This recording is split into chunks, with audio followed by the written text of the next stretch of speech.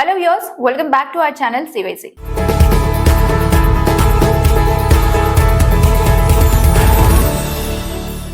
చాలా మంది ఫ్రెషర్స్ లేకపోతే కెరీర్ లో జాబ్ వెతుకునే వాళ్ళకి ఒక పెద్ద కన్ఫ్యూజన్ ఉంటది. అసలు నాన్ ఐటీ జాబ్ లో జాయిన్ అవ్వాలా లేకపోతే ప్యూర్ ఐటీ జాబ్ వచ్చే వరకు వెయిట్ చేయాలా అని ఈ వీడియోలో దీని గురించి నేను క్లియర్ గా చెప్దాం అనుకుంటున్నాను. సో వీడియో ఎక్కడ స్కిప్ చేయకుండా చూసేయండి. ముందు అసలు దీనికి ప్రాబ్లం ఎక్కడ వస్తుంది అనేది మనం చూద్దాం. చాలా మంది స్టూడెంట్స్ కి ఏంటంటే నాన్ ఐటీ జాబ్స్ వస్తే ఇది కనుక ఒకవేళ నేను ఇందులో జాయిన్ అయిపోతే నా కెరీర్ అనేది గ్రోత్ అవ్వదు, నాన్ ఐటీ అందుకే జాయిన్ అవ్వద్దు అని దాన్ని లైట్ తీసుకొని వదిలేస్తుంటారు. సో అలా ఒక ఐటీ జాబ్ కోసము ఎన్ని మంత్స్ అన్న వెయిట్ చేస్తారు. ఫైనల్ గా ఏమవుతుంది, ఏ జాబ్ కూడా సరిగ్గా రాక ఆ కెరీర్ లోనే పెద్ద గ్యాప్ అనేది క్రియేట్ అవుతుంది అనమాట. మరి ఈ గ్యాప్ రావడం అనేది డేంజరే కదా. సో అలా ఎప్పుడు చేయకూడదు. సో దీనికి మనం చేయాల్సింది ఏంటి, మనది ఒక స్మార్ట్ అప్రోచ్ అనేది ఉండాలి. ఎలా అంటే ఫస్ట్ వెయిట్ చేయడం. So pure IT coding job కోసమే దానికోసమే వెయిట్ చేస్తూ ఉన్న టైం అసలు వేస్ట్ చేసుకోకండి. ఐటీ సపోర్ట్ లేకపోతే రిలవెంట్ జాబ్స్ అనేవి ఉంటాయి కదా, like application support, technical support, process associate, development, tester, data engineering ఇలాంటివి చాలా ఉంటాయి. సో ఇవేంటంటే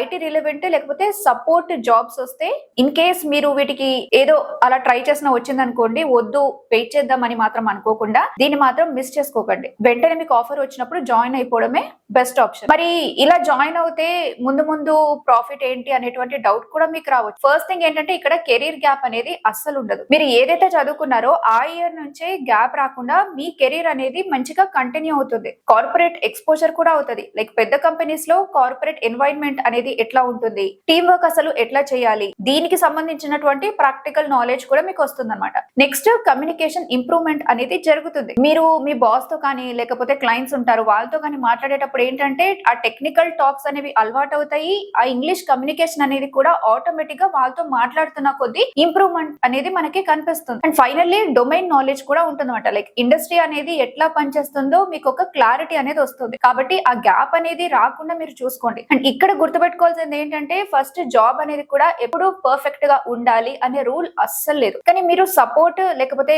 ఏదైనా దానికి సంబంధించిన రిలవెంట్ జాబ్ లో జాయిన్ అయితే మట్టుకైతే 1-2 years ఎక్స్పీరియన్స్ మీకు వస్తుంది. దానికి సంపాదించిన సంపాదన కూడా మీకు ఉంటుంది. ఆ తర్వాతే మీరు హ్యాపీగా మీకున్నటువంటి ఆ ఎక్స్పీరియన్స్ తో ఒక డ్రీమ్ ఐటీ జాబ్ కి లేకపోతే పెద్ద పొజిషన్స్ కి చేంజ్ అవడం అనేది కొంతవరకు ఈజీ అవుతుంది. సో కెరీర్ లో ఎక్స్పీరియన్స్ అండ్ స్కిల్స్ అనేవి చాలా చాలా ముఖ్యం. కాబట్టి గ్యాప్ కాదు. కాబట్టి మీకు ఏదైనా ఇలాంటి జాబ్ అనేది వస్తే ఖచ్చితంగా అందులో జాయిన్ అయిపోండి.